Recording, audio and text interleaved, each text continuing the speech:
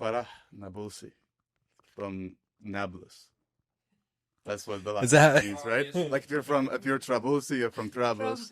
You're from Nabulsi, you're from Nablus. Nablus, yes. Last names are very logical in Yes. that world. That's where you're from. My last name is Hashwi, and I assume my grandparents From made Hash. Mishwi Initially. or Hash. I don't know, something. Yeah. Carpenter. Yeah. Hadith, yeah. It's like blacksmith and stuff, Smith. Helpful. Yeah. Very helpful. So what do you know about your family's history? Because I don't know too much about my family's history, you know? Family's history. Oh, wow. And how good Okay. are they at making knafe?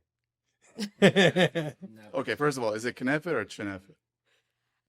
I say kanafe, but that's because I'm not a I'm not Falahi. great. I think I am Falahi Oh, in you the are? sense of Okay. So I'm originally from Jama'in and Burka, which are two villages of the sort of Nablus governorate, as it were. So we're Falahin, as it were.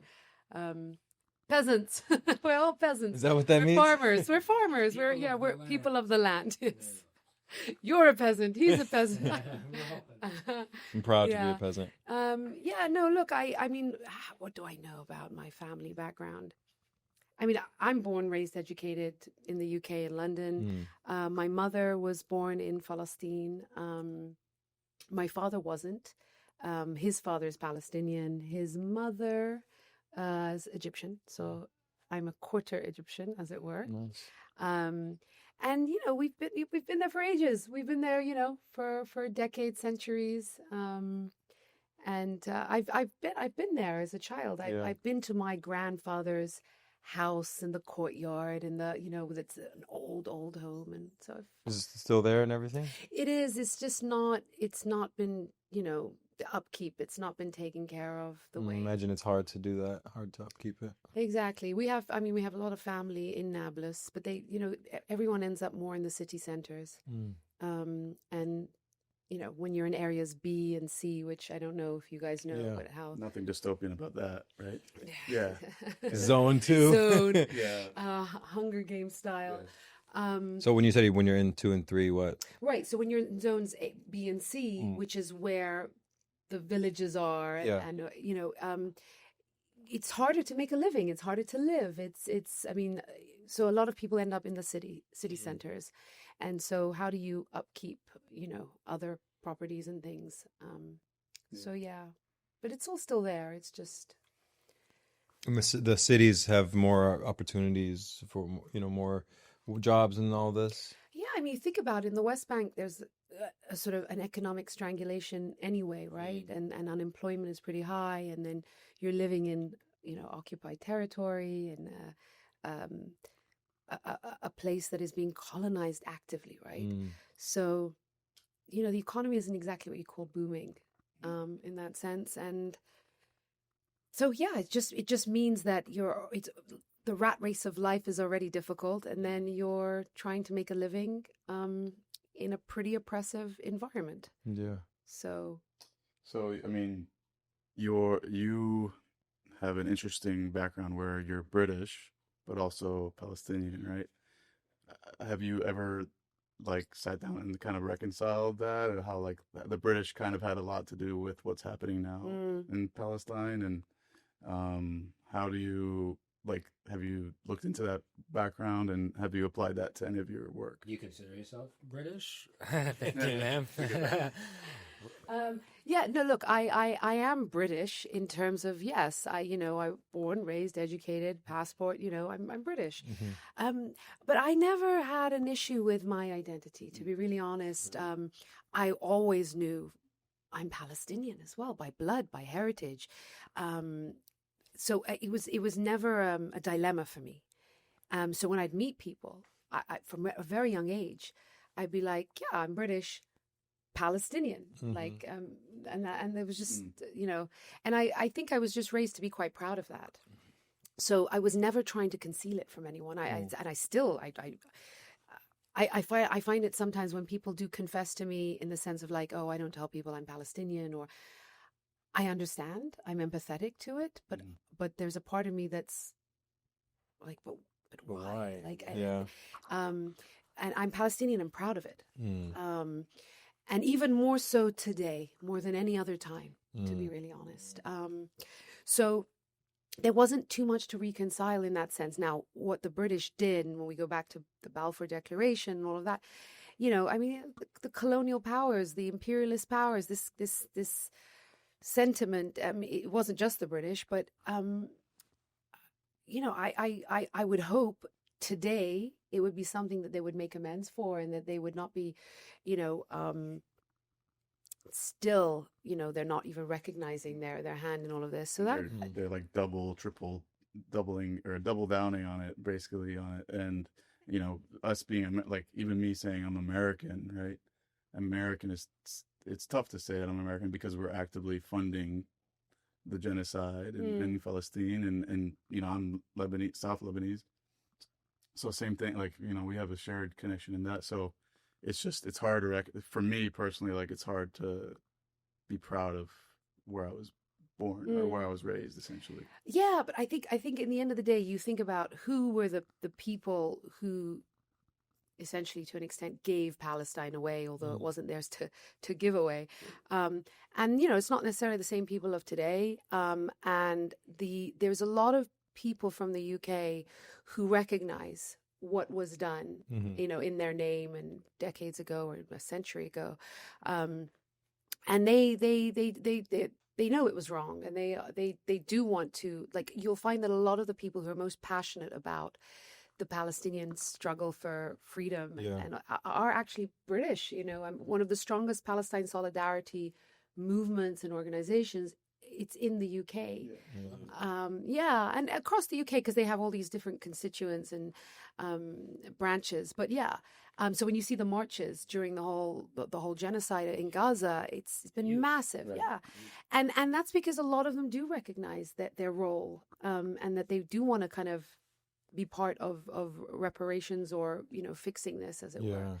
And from my end, I just appreciate the elements of life that the UK did give me. That London, look, I think I see myself in some ways as a Londoner.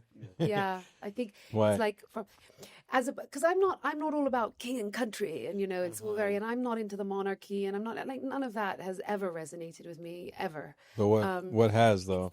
It's London is a great city. It's like a New York. I don't know. New York would love to. I haven't been onto that. Me, actually, I really? used to love New York more, but I haven't been to that side of the pond. It's very multicultural. Yeah. Right. And there's a lot of culture, and up until recently, let's say, because again, like it's happening here in the States, you could literally be like the queen. Yeah. No one, you can, the freedom, put aside anyone who's racist, and like generally in London, you can be yourself, you can say who you are, you can, and there's just so much that the city offers, just in terms of life and livelihood and all the different cultural aspects, the arts side of things, and the, I love London. Yeah. London's amazing. So I guess in some ways I just never sat down and went, the British side. It's more like being from London. If I may return to a point you made, thank you, regarding like the influence of the British and the Empire. You said it's not just the British, and something I've been thinking about recently, in that empire isn't specific to specific nations or people. It's really a mentality that's transcended and descended on us, and like taken forms in many different ways. So whether it's the Brits, whether it's Israel today, Germany, it seems to be all a vicious cycle that inspires. So can you speak to that at all? Yeah, I got to tell you, I mean, if anything, this last year and a half of genocide in Gaza, and this increased kind of militarization and expansionism and violence in the West Bank, and it's all, I mean, all these double standards, this hypocrisy, this moral bankruptcy, this political corruption, and us witnessing the international world order of what we know there's a bit of corruption, and there's the selectiveness of things, but not to this degree, not to this extent. and whether it's human rights law, refugee laws, the rights of children, the ICJ, the Yeah. UN.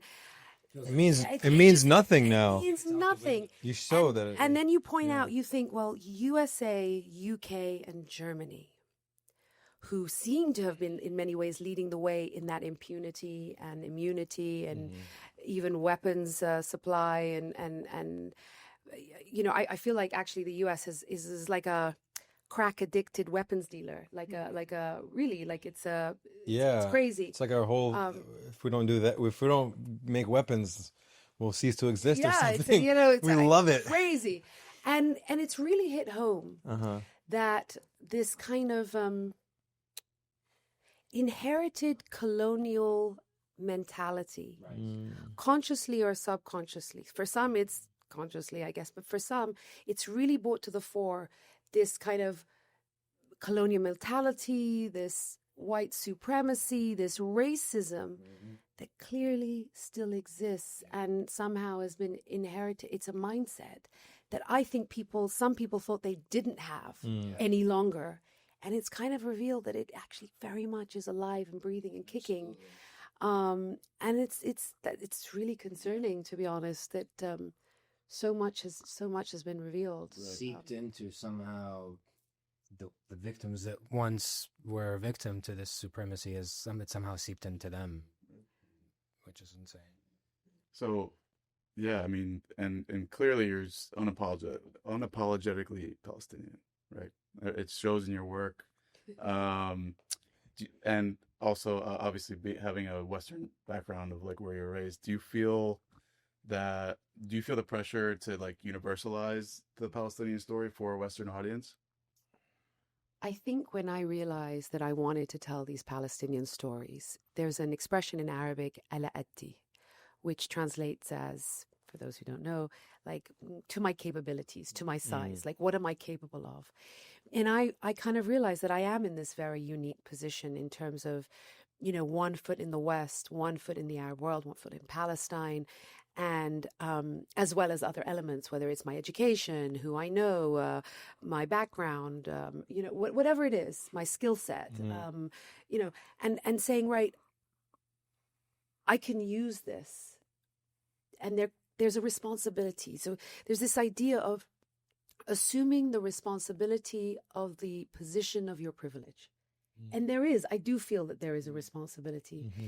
I think there's a responsibility of everybody outside of Palestine, actually, in some way or another. And the question becomes, do you assume the responsibility of it?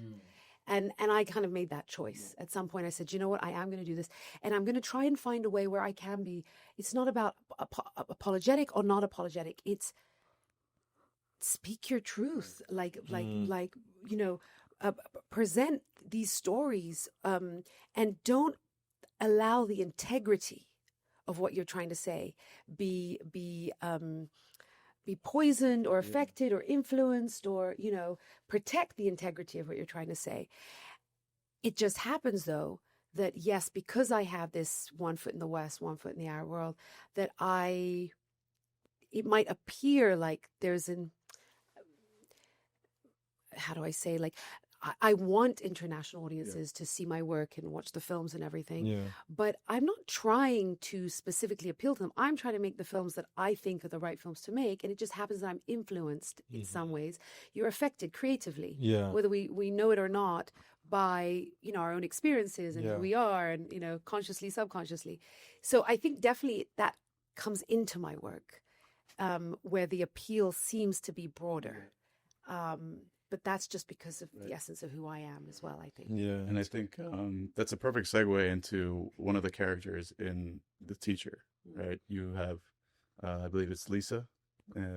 She's the white, volunteer that's kind of like also or at least becomes, no spoilers, sorry.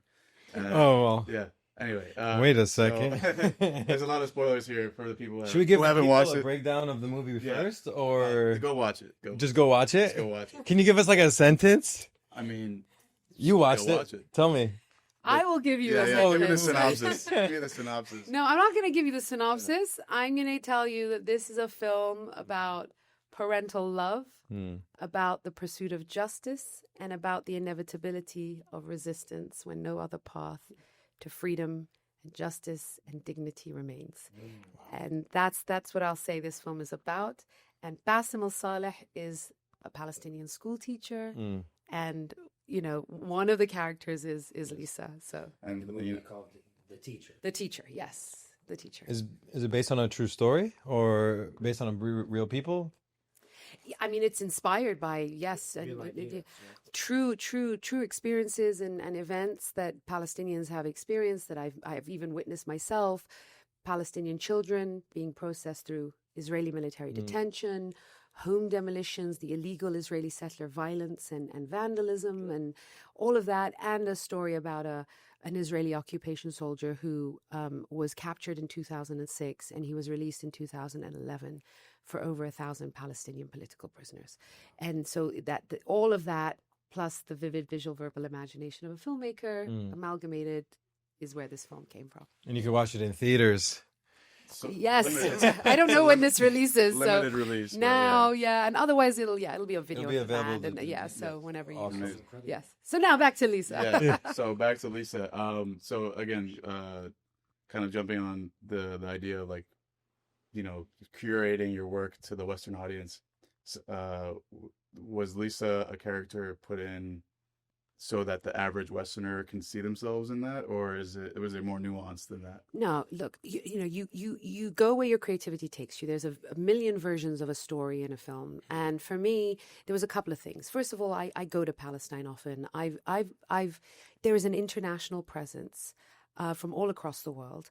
That is there, that people I don't think even realize. Whether the NGOs, the UN, volunteers, tourists, international observers, male and female. And so I've met many Lisas, as it were. And I've even had a few Lisas reach out to me from Palestine to say they saw the film, they loved the film, it resonated with them. So it's a real affirmation of this kind of representation, And if also you like. brings like the outsider perspective as well. Well, yeah. So I put this character in because couple of things. I wanted to explore the kind of evolution of the international kind of presence, where a lot of them do arrive to an extent quite naive, and then goes through a process where Lisa really gets to understand and connect with what's happening. But I actually, for me, it was all about examining Bassem, the lead protagonist, in his full humanity. Like that's where the sort of stereotypical understanding of what someone in the resistance should be kind of gets blown out of the water for you, in the sense of like, what, that he might be suffering his loss and his grief, and he's part of the resistance, but he also has a desire for connection and love. And that was something I wanted to explore as well, to really present him in his full humanity.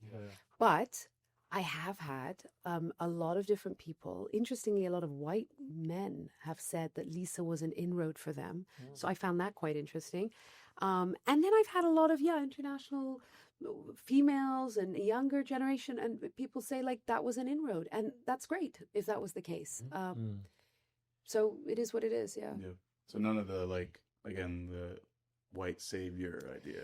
No, I've had a couple of people kind of, I feel like it's just a catchphrase, because I've also had people even in writing up on the film going, there is nothing white savior about Lisa, and it's like, yes, thank you. I think you did a good job. Of not So doing I think that. just the minute some people get a little bit triggered, something they see a white person in a predominantly brown or like a South film, you know what I mean? Like, and they're like, oh, white savior, and you're like, no, watch the film. It's like, because the story isn't on her perspective. She's just part of the story, but she's not the main character, which was a good. And for people that don't know, you not only did you direct it, but you wrote the script too, which is incredible. Mashallah. And Amazing. the writing is incredible. Like, again, you just have to go see the movie to see what I'm talking about. Thank you. And it was such a surreal experience to watch a movie like that in Santa Monica, in Los Angeles. It was, and then seeing the credits roll with all the Arabic names. It was.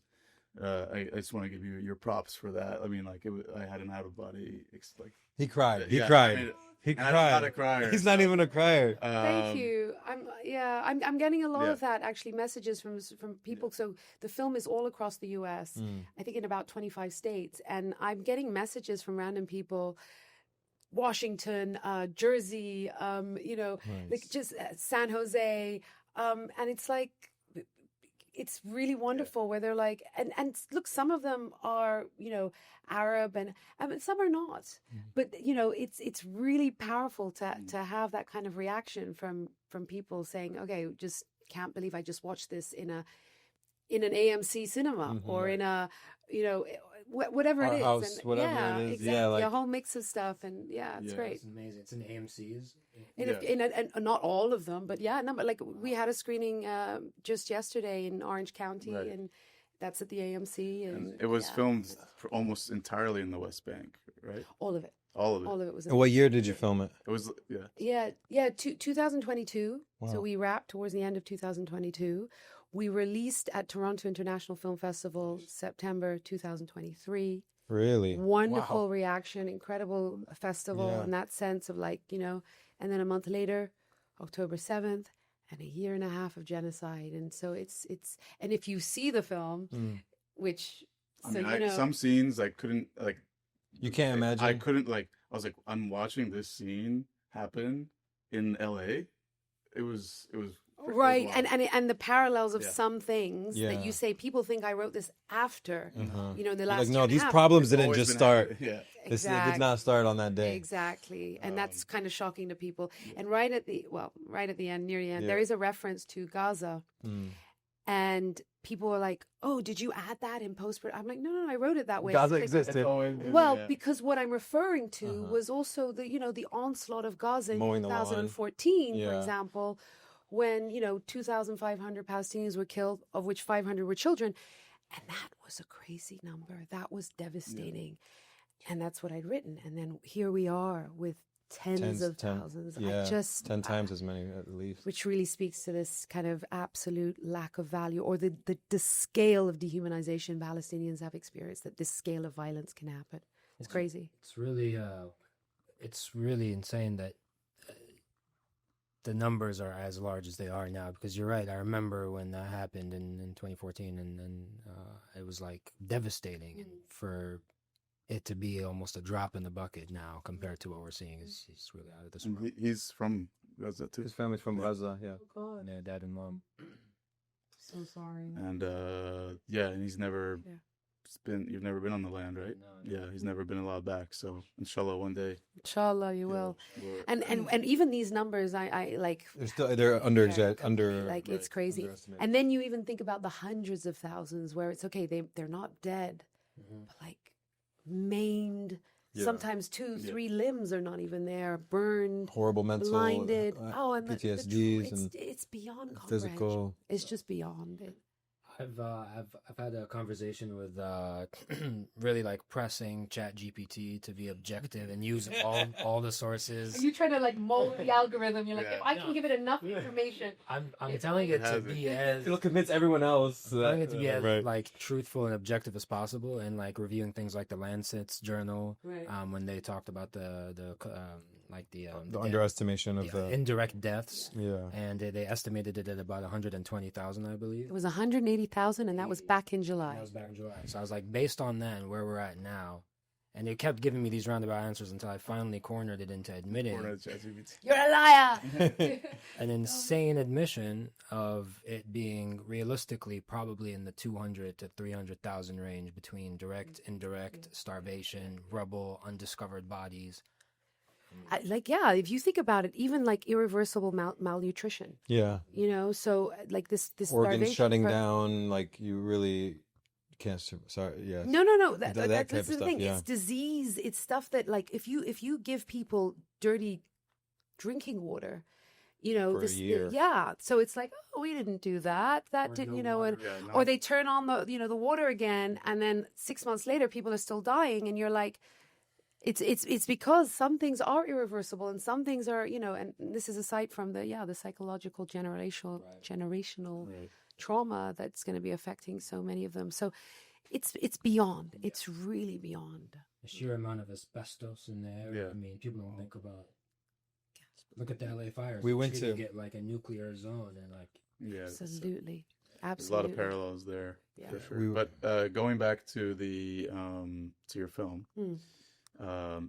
you had a panel after the screening at the New Art in Santa Monica, and I saved my question for this. Okay. You and Alana Hadid had a great panel; it was amazing. But I did And want. then you had another one too. You had two I panels. know, you've had a few. Okay. How many? Yeah. Oh, okay. So again, I'm trying without too many spoilers. Okay. There was a scene with one of the Jewish characters and one of the with Peasant, right? And they have an interaction where he says, your people, and then he's so quick to saying they're not. Well, my I'll people. tell you what he says so Okay. that you can quote it right. Well, I didn't want to. It's okay. It's in the trailer. Completely. It's Oh, in the trailer. Okay. So he says they'll keep him alive as long as it takes. He says, "How do you know that?" And he says, "Because they know that your people believe your son is worth 1,000 of mine." And then the character says they're not my people. Yeah, that happened at one point. Yeah. Before that. Right. Yeah. So like that minor interaction really stood out to me, and was it intentional to make the clear distinction between a Jewish person and then the occupation? Look, everything in the film is intentional. Yeah. At the end of the day, I mean, if I'm writing it and I'm directing, everything you see, hear, feel, there's intention behind Right. it for sure. And I think that is a powerful element to always remember and point out that this is not a religious issue. Mm. Though the sort of political Zionist would want you to feel that and think that, and they're constantly conflating Israel with Judaism, Zionism with Judaism. Of course, in Israel, they'll say this is the Jewish state, and so it's a constant decision to conflate the two, so that any criticism And it's of not Israel, even just conflation; it's weaponization. too. absolutely, absolutely, and even with the definition of anti-Semitism, they're weaponizing that, Yeah. so that you cannot criticize this pariah rogue state that is just in psychotic violence that has been carrying out this illegality of colonization, of occupation and apartheid for decades. So it's a process of that. Now, I do think it is important that I'm not saying it's like I see it as my duty to, but I think it is very important to sort of take back part of that narrative. So when I'm making my cinema and I'm telling our stories, this is reclaiming our own narrative, right? But part of that is reclaiming the narrative of like, this isn't about Jewish people. It really isn't. And I think that's really important. So when we have this American couple that happened to be Jewish, yes, their son went to Palestine, went to Israel to serve. And so the idea of dual nationality is important. Right. The fact that there's something like 60,000 Americans that live in illegal settlements, not in Israel, we're talking about in the West Bank, right? That's something many Americans don't even know. But in this case, the American couple, they are Jewish, and that's not what this is about. And so he, as a Jewish person, says they're not my people. Now, again, it's for conversation and discussion, and I like that. It was, if you didn't hear it, you might have missed it. And I wanted to really highlight. Well, I feel like that nuance. a lot of Jewish people have had to come to terms with that conflation because of the crazy heinous actions of this entity that's supposedly representing them. Do you think that is like an important part of liberation? Is like self reflection?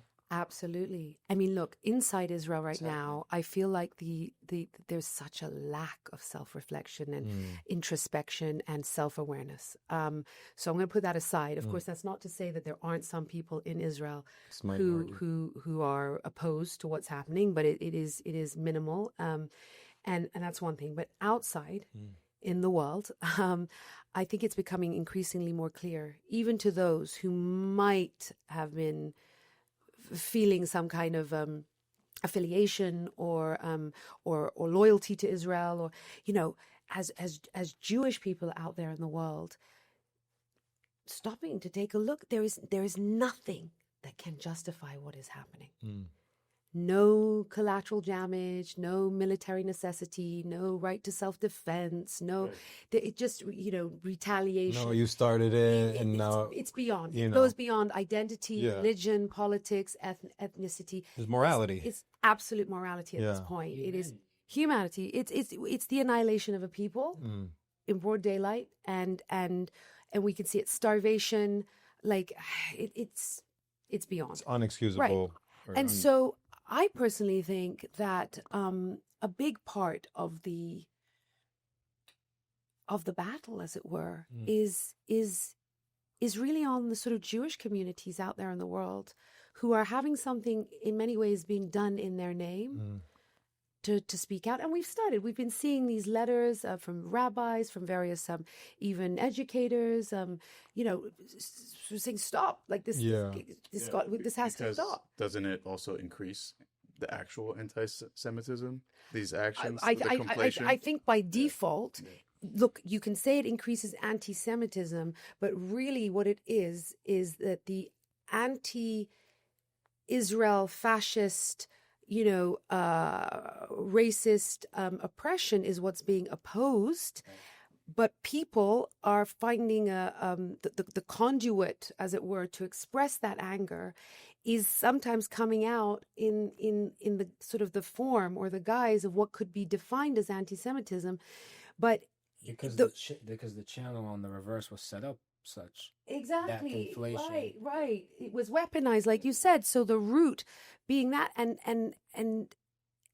so yes, that is happening, can happen, but it's not because the people are inherently anti-Semitic. No, yeah. And this is something that I guess Jewish people around the world kind of need to recognize, and so that they don't kind of shroud themselves in this absolute fear that it is actually anti-Semitism that is driving a lot of the anger and the outrage. Right. And I really hope that they can see through that. And I do think we've had such incredible action from some incredible Jewish groups as well, really putting themselves, their bodies even, in forms of disruption and stuff. So, and I just want to hit home something. I sit with Palestinians in Palestine. I've literally had tea with people whose homes are demolished. Yeah. Literally. And I'll be like, listen, if you were free, if Palestine was free, if you could live in equality and freedom and dignity side by side with any Jewish Israeli, call it Israel, a rose with any other name would smell as sweet. I don't care. A name, call it all Jerusalem. whatever you want. That was About, like, that was Talal's thing. Yeah. We were trying to figure out the answer. Whatever you call it, but living side by side like neighbors. Exactly. And all that. Would you do we it? okay with it? And they look at me like I'm crazy. Like, why would you ask such like a insensitive question? Like, of course we would. Like, why wouldn't we? That's how it was before. No, but not just how it was before, but Palestinians are not baselessly hateful, anti-Semitic people. Like that narrative that has been put out there to Israelis and to Jewish people around the world that somehow they're baselessly hateful because we're Jews. No, that is not what's going on here. Stop oppressing. Stop practicing apartheid on people. Stop, your colonial expansionism, destroying people's homes and lives and livelihoods. Let them live, let them breathe as equals. And that's it. It's done. It's over. yeah, It's like beating something to a pulp and then wondering if they dislike you because of the color shirt you're wearing or something. It's like, no, I just dislike the punches. Yeah. Yeah. And another. I should have. Yeah. Oh, thank you. he was talking. You're something we didn't mention at the beginning is that you're an Oscar-nominated director, and that was, correct me if I'm wrong, for the President. Yes. Right. Yeah. Okay, so the President, it was a short that was 24-minute kind of film, like a precursor to the teacher, or No, I almost want to say so. it's the same main character, right? This, it just happens to be the same actor because we did such great work together, you know, and I cast him. He's such a brilliant actor. It's interesting because, like, so this particular film, The President, it won over 60 international awards. It won a BAFTA award, which is the British Academy Awards, and it was nominated for an Oscar on Netflix worldwide, and all of these things. And I actually think part of the reason it did so well is because I wasn't trying to precurse anything. I was just making a short film that, from my heart to your heart, it was a story I wanted to tell. It wasn't me as a budding filmmaker wanting to be recognized as a filmmaker. It wasn't me trying to make a short film because I have a feature film in mind that I'm trying to, you know, market or get out there, or as a precursor. It was, I'm just making this film as a creative who wants this story to be told, you know, and that was that. And then I had been thinking of the story of the teacher for a while, and I started to do that. I didn't know if it was going to be maybe a limited series, but as I wrote it, there is a 3-hour version of this film. Let's get that link. Let me get that link. Well, I'm Let me thinking, get the Dropbox. I'm thinking I'd love to sort of turn it into 4 or 5 part, 40-minute, you know, episode. Maybe we'll do it with watermelon pictures. If you need a younger version of Bassin, I got you. Yeah. But we got watermelon pictures. Yeah. Yeah. I'll call the work they do. Shout out Watermelon. And then again, like, you had an Oscar-worthy ending to The Teacher, and it also it was such a open for an interpretation ending. So. No spoilers there. Definitely don't be spoiling that one. You have to see the film. Some see it as a moment of hope. Some see it as a moment of hope. Some see it as a stark reflection of the ongoing struggle. Is there something that you wanted the viewer to take away from the ending, or it's just left for somebody, like, is there something after The Teacher that you're gonna make, or is it what, like The Teacher Part 2? Because, you know, there's a lot of the student, the substitute teacher, there's a lot of the professor. You know, there's a lot of things that need to be tied up. I mean, I think it's all that's the beauty of cinema. You know, I think it'd be horrible if I just tied everything up for you, and then everything makes complete, you know, sense, as it were, and doesn't leave you in any contemplation and thought process. And how do you feel about the different elements of that ending, and what does it mean, and without being too evasive, of course. So I think there's enough there for you. Top in Inception, where it's like, did it fall? Did it, yeah. No, like, tell me, what does it mean? Tell me what to think. I don't want to. Certain films where you're like, what the hell's happening? I don't understand. Night Shyamalan form ending. I mean, it's a fine line. It's a fine line. The hallmark of great art is walking the line between interpretation and specificity. And so I didn't get a chance to see the movie. I've been out of town. So I'm super excited to view it now, especially knowing that the ending leaves room for nuance and interpretation. And this goes to a conversation we were having with Yusuf Almar with Scene TV, who's doing a lot of these documentary style social media compilations of Peasant and others. And we talked about how his documentaries don't leave any room at all for closure, but it prompts the viewer to seek that closure in real life and take action. You know, so I think that's important also, as for the work that you're doing, to leave the viewer with a sense of responsibility to go ahead and seek that closure versus giving them a false happy ending where none exists in the real world. Right. Yeah, I don't know the extent to how nuanced the ending is. I think it just leaves enough room to kind of go, what does happen next, and how do I feel about the different options of what this means?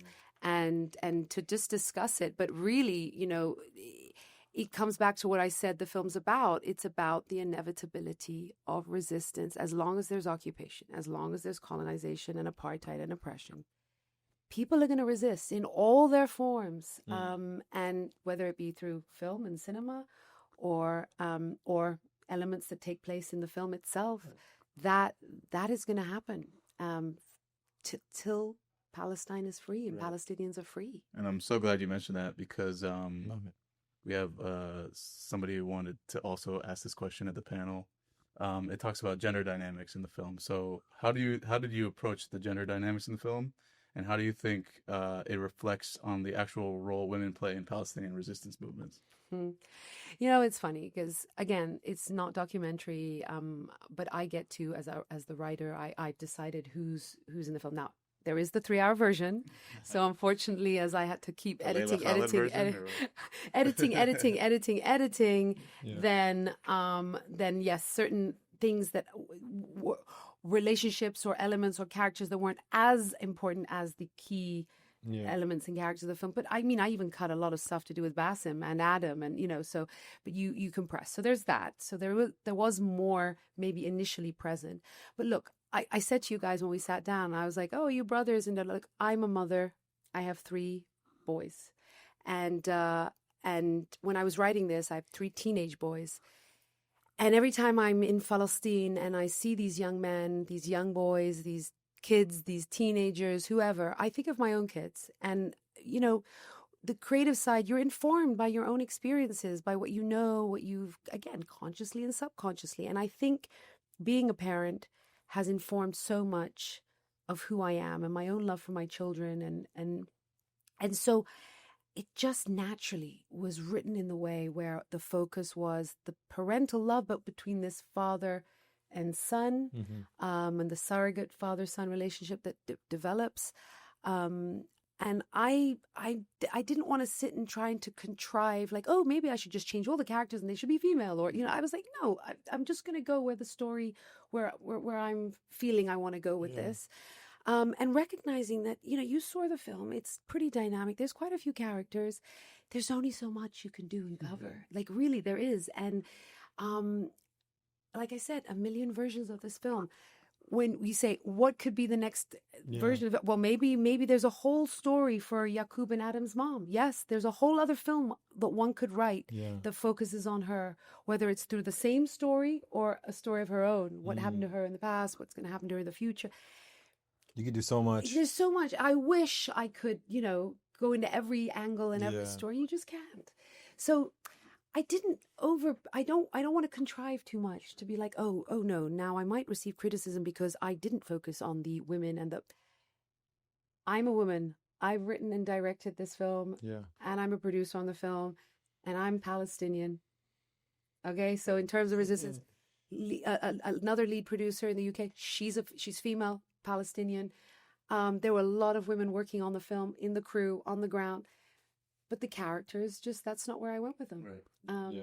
And I think all of us, actually, this was an act of resistance and defiance. And so. Yeah. And it's just, it's far from over, as they say. You have more stories to tell, and I'm sure everyone will, the more you tell, the more people will be represented. Yeah. And, you're already representing. Yeah, I remember. You know what I'm saying? You are the representation. I mean, but Palestinian woman. If you were to make one like that, if you were to make one that's completely focused on women and the resistance, I think you would be the perfect one to do something. Oh, thank you. Well, if there's any script that anyone's written that does that, I would love to read it. And if it resonates for me, I would want to direct that. And I mean, you mentioned Layla Khalid, for example. I've met her. I mean, she's one impressive woman in terms of. But like the thing is that I guess that's the point, is that if there was something, I would potentially do it. There was a documentary, what was it called? Something and the Uprising. And it's the name of the lady, but I can't remember.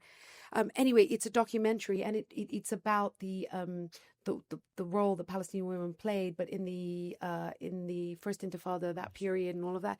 It's fantastic. Layla. Is it Layla? Oh God. You need to find out, I don't know, edit it in. Yeah. What is it called? We'll dub it in.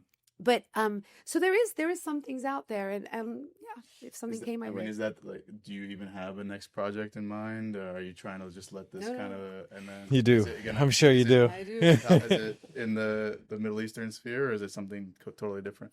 First of all, I have a whole list of things that I'm developing, working and developing.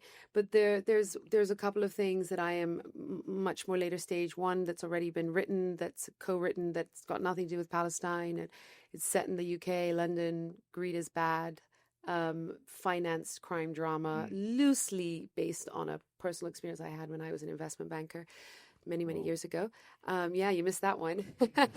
And then I'm just about to finish a screenplay that's set between Palestine and Ireland, and it's a drama, but with comedy. So it's a drama comedy.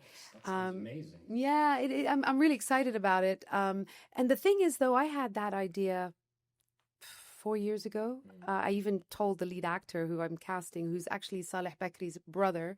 But, I should have written it ages ago. Yeah. And when I had written quite a bit prior to the genocide. And then for the last year and a half, other than this film, The Teacher, which has kept me going and kept me from tearing my hair out, I couldn't write. I couldn't, but recently I was like, no, you know what? I need to do this because that's what I do. I'm telling the story. And so hopefully I will be done. I'm about 85% done. And then I can start to really push forward to get it made and Nice. raise the And there's capital. Yeah. Any investors that want to support my film? There's a big, connection between the Irish and the Palestinian, right? And you see it even more so now. I mean, Coachella, the Irish guys, Kneecap. We screened our film. Actually, I saw it. They had a film made about them in Ireland at Galway International Film Festival, very good film festival, where they won the award for best film, and we won the award for best international film. Oh wow! And I what these guys are crazy. They're fantastic. I met one of them, the one who wears the mask. Yeah. We hung out at breakfast for a little. They are unapologetic. Oh wow! No, this was the. I just assume no one knows what he looks like, but it turns out he does take the mask off sometimes. And he's in the film. Yeah. He's in his film. So you're like, oh, I do know what you look like. But I thought I was in on something. Right. I was like, oh, but it turned out, But they've been out. Yeah, they're just out there. And talking about breakfast, we want to start asking what we've been asking people to add some levity to the equation. I had a few more on these topics. But I'm sensing... First of all, I'm sensing a love story in this potential Ireland-Palestine film. No, actually. No. But it does involve sport. Okay. So it's other themes. Cool. Okay. No, I just wanted to speak a little bit to the importance of the work you're doing, and because whether you end up making this story about the women resistance in Palestine, or whether you are inspiring the next minds, maybe taking their scripts, directly or indirectly to help them put that into the world, no doubt the impact of your work will be felt. And because this space is so relatively new, your position as a trailblazer in this sense, and as a first actor and work director is not doesn't go unseen and unappreciated. And I wanted to ask you also, with the speaking of the Oscars, kind of what your as a filmmaker, as a director, what you took away from the Oscar win, the significance of it, any of the emotions you experienced, positive or negative. Well, we were nominated in the end. We didn't win the actual Oscar, but we won the BAFTA thing. But honestly, the winning part was just not relevant to me in that sense. Being nominated was very cool, just in the sense that it told you that because it's by voting, and you have all these Academy members voting and watching the film, and so that spoke to me about where the sort of in the court of world opinion in some ways, and how the film resonated, and it reaffirmed the power of cinema. And it's such a simple story. I mean, I don't know if you've seen it, but it really is such a simple story, 24-minute film, and yet people just could relate. They loved it. So it was more just affirmation that what I am doing, or the path that I've chosen, matters, and it has an impact. But I appreciate everything you said. I mean, look, there has been sort of Palestinian filmmakers and cinema for a while. I think where maybe I've stepped beyond is you called it unapologetic, but it's basically saying I will not allow the story I'm trying to tell be compromised, and raising the bar on the quality of the cinematic experience to something that is global and is. Because I think Talal was alluding to the, I the also am yeah. interested. Yeah, I'm also interested to know your thoughts and feelings on the Oscar win. No Other the Land? significance of it from No Other Oh, Land. sorry, I thought you were talking No, about well, me. there's the thing. I think No, I because mean, there's I'm sorry. there's I'm two glad different that he got things. the Oscar nomination because that's huge. Because That's you're huge as you're well. creating like Narratives, and they're doing documentary. It's based on a true story, but it's like an act. It's a fiction. It's absolutely rooted in reality, Right. 100%, but it's fiction Right. narrative, yeah. And then there's also a documentary that won, and there's the controversy around it and the speech and who is attached to the project and all that. So, do you think it's a step in the right direction for something like that to win? And then Yeah, of course it's a step in the right direction because if you've seen the documentary, you realize what an important documentary it is. Musafa Yatta, we've been watching being annihilated. We've lots of what happens in that film. It was in the news. I was definitely watching it for the last 5 years, and it's a very important film. We could have a whole discussion about how that film might have got to where it got, had it not had sort of an Israeli protagonist with him, or someone to make it maybe more digestible to those even programmers at festivals, for example, or even for the voters. I don't know. I'm sure that did lend itself. It's almost clickbait. Like we got both sides here. Yeah, but I would say let's focus on the story itself and the film itself and the message, as it were, if there was a message, but in the content itself, and let's focus less on the messengers and who, like, it really in some ways is groundbreaking because a film like that. I mean, there was 5 Broken Cameras that I believe was nominated, a documentary by Palestinian, made it years ago. Again, documentary. So in the world of fiction narrative, it's, but that was brilliant. It was a brilliant documentary, but many, many years ago. But it's rare. It's far and few. So it is important. And I'm not here to anyone's efforts. I say, go for it. And I also don't think when they were making the film that they really realized where and what it was going to do. They were documenting it as journalists and then decided we're going to make this film and then let's make the most of this film. And which to me is very proactive and in the right direction. So, but yes, I wish that we can be in scenarios where we can be empowered to make our films the way we want to make them without having to have any compromise, because it doesn't require compromise of any kind. But unfortunately, funding is a very, very big obstacle.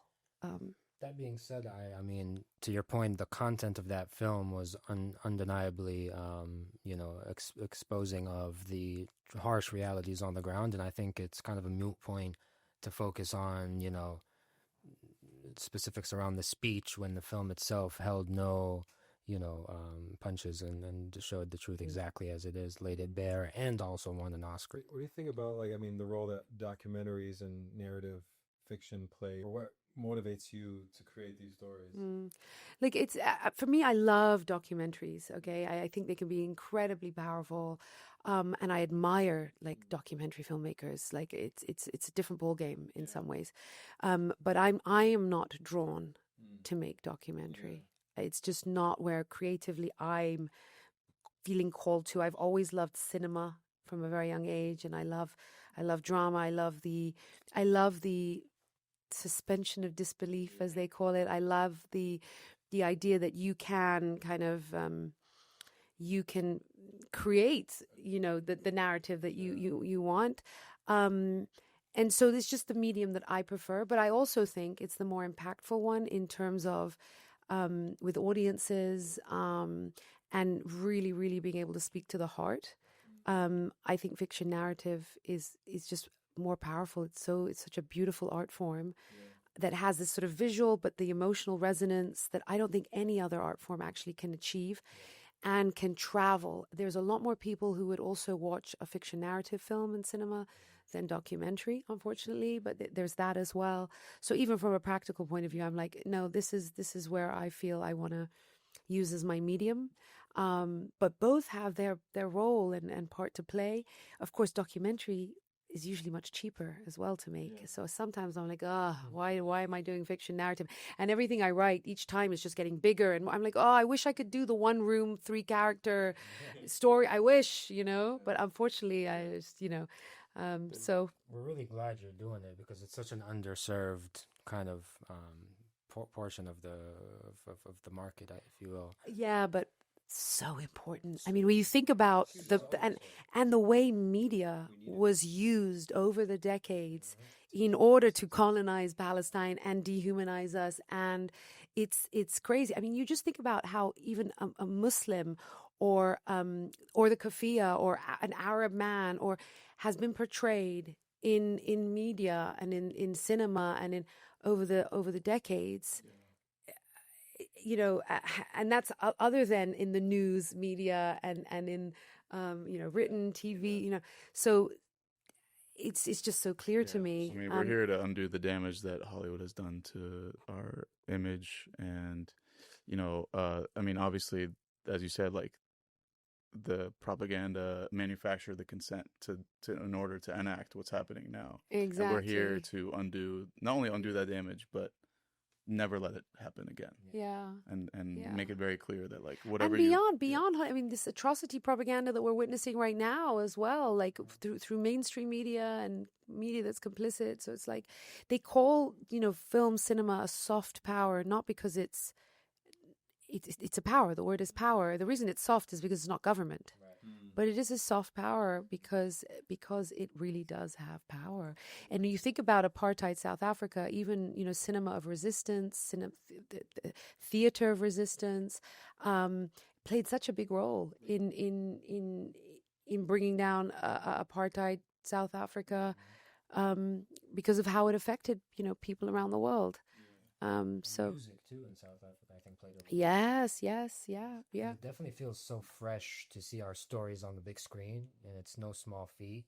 I know it takes a lot of work, a lot of funding, a lot of effort, a lot of intelligence and nuance and art form, attention, and so just reiterating our appreciation. Thank you, and I hope the film, obviously, for people who aren't so familiar, it'll resonate with them. But I really have appreciated and realized the empowerment that it's giving to the community and to marginalized communities when the oppressed can see themselves up on the screen being represented fairly and honestly, and that has an empowering effect. And somebody told me at a screening yesterday that someone from Gaza who has left from Gaza and managed to get out and is here had seen the film, and apparently he was bawling his eyes out, and he expressed like how he was so glad to see this film. Like he couldn't believe it. He'd apparently never even been to the cinema for years. And he just was blown away, and that's powerful. Absolutely. Yeah. Quick thing I want to add, this just occurred to me is that my grandfather, I think set up the first cinema in Palestine. Wow. And in Gaza, I'm sorry, and named it after my father, Cinema Amr. So that just struck my mind. Yeah. Was it still around before the last year and a half? Or did it still exist? Do you know? So it still stands currently. Well, I'm not sure now, but I saw a picture of it when I was researching this year. So I believe it was a relatively recent picture. I'm not sure if but it might have been from about 2 years ago. I mean, I'd be surprised if it's still standing. It was so sad if it's not, but because I mean, so much has been destroyed, right? But that's amazing. That's fascinating as well. Well, Farah, we are so glad that we were to take you away from your lunch, that we just we're in our mobile setup, and then talking about maybe next time we can get you in the studio proper for your full interview, maybe after one of your next projects. But talking about food, we've been doing this to everybody. God. If you had to pick one Middle Eastern food that you could only eat, it's the only thing you could eat forever, only thing you could eat ever, forever, and that's the only thing. So weird. I'd say it's just such a weird one. Top three. But if you say forever, and this is going to be like what, and you're all going to be like what? I'm almost embarrassed to say it. You're like, It would be fool. Fool. Interesting. But I'm talking, but yeah, but not like, so it would be the fool that's like, of course, so it has the hummus in it. Okay. So it's not just the pure fool, which is quite heavy and quite, no, it's the mixed one. And I mean, I drench it in lemon and olive oil, without which it doesn't count. So if it doesn't have that, that wouldn't be my choice. But drench, exactly, deal breaker. And then I have to have the cucumbers, the tomatoes, and the onions. Okay, so the this is like spring food onions. deluxe. It's Absolutely. not. It's like food 2.0. And then and the Arabic bread, of course, fresh. A bit of parsley. No, not the mint at this point. A little bit of parsley. Okay. And that's something, I mean, I do sometimes eat, like, I'll be like, oh, I have it for breakfast. And I'm like, oh, I feel like a snack at night. And I'm like, oh, I'll have the leftover fool. And then the next one, it's one of those that just hits the spot. Yeah, when it's done right. And actually, my father's fool, I'm going to be even more specific. If my dad made the fool, then. So that's breakfast. What about lunch? Yeah, It's what's that's the- it. You said one What- food. All right, honorable mention. Any honorable mentions? Which, but exactly, and it's got the protein and for those who don't know, I guess it's in English it's like full medammas or like I don't know, like beans, but like it sounds. Is it fava beans? I mean, I think it is. I don't know. Sounds bizarre, but That's a good one. it's a good one. God, okay, and then You just cheated because you picked 2 full and hummus. no, it's part of full. it. It's part of it. It's a meal. It's a meal. And then I guess. Yeah, if a lunch would be malakhia. Same thing though, gotta be. Egyptian blood is No, but you say Egyptian. There's the Palestinian version, the Egyptian version, and I do like the very watery wine, which like I think is a bit more Egyptian. But I don't mind the big leafed ones as well as the lemon. I love the lemon on it and the garlic and the chicken. Yeah, it's Chicken, funny. We chicken. didn't even like guide you to tabkha, like home cooked meals, but you went straight there because a lot of people will say like more like the street food, like shawarma and stuff like that. But like you went straight for like the yeah, home cooking. no, yeah, absolutely. And then of course kusawara, vine leaves. No. There is a Palestinian dish, a very specific, almost even more specific to sort of Nablus, even more so, is stuffed cucumbers, like it's kusa, the courgette. Is it crunchy or is it Well, then soft? they fry it. So Oh, you they fry fry the it. So it's the cucumber. same stuff that's inside the courgette, but in a cucumber, and then you have it with the yogurt and the So, I mean, there's right, I we're love going- I love my Can you- food. can You you- guys have got. Hey, can you make that? Because we'll come over and try some the Yeah, fried I don't cucumber. really cook it. My mother-in-law makes mother-in-law, it. let's go. Right. So next time Yes, we'll do it in the studio, and I'll bring you guys Hell some yeah, let's do it. some The art tabir. of stuffing vegetables is I fear it's going to be lost on future generations. I mean, wrapping vine leaves one by one and grapevines. You're right. It's a dying art. Yeah. Was there anything else you want to plug? Any where can we see the motivation for the people? Besides the amazing motivation you've already Yeah, this was incredible so far. I guess what I would just want to say is that they are counting on us to give up. They are counting on that, and so we just cannot. And if it means refueling, and if it's one of the nicest analogies I heard was when there's a choir and they're all singing one note, and the note has to last very long time. Not everyone in the choir is singing at the same time. Some take a breath while others continue, and then when they stop, we can, the others take a breath, and it continues. And that's the nature of the beast. We all have to support each other, but we have to keep going. You got to lean on community, guys. Absolutely, and come into community but also welcome others and bring them. And that's where this film comes into play as well. If I have one action for everybody, go see the teacher and bring 3, 4, 5 others to see the film. And I hope those people do the same. And that's it's a game changer because people really, their eyes open, You heard Farah this amazing lady. See the Nabulsi. film. Say that louder. You heard this incredible lady. See the film. Make sure you go watch. The teacher Amazing. in select theaters on demand soon. Watch it and bring 5 friends. And special thanks to Watermelon Pictures for the support as well, and Mahannad for letting us use his office. Like, who's and- Mahannad? Yeah, he's one of the EPs on the Yes. film. So, yeah. Hey.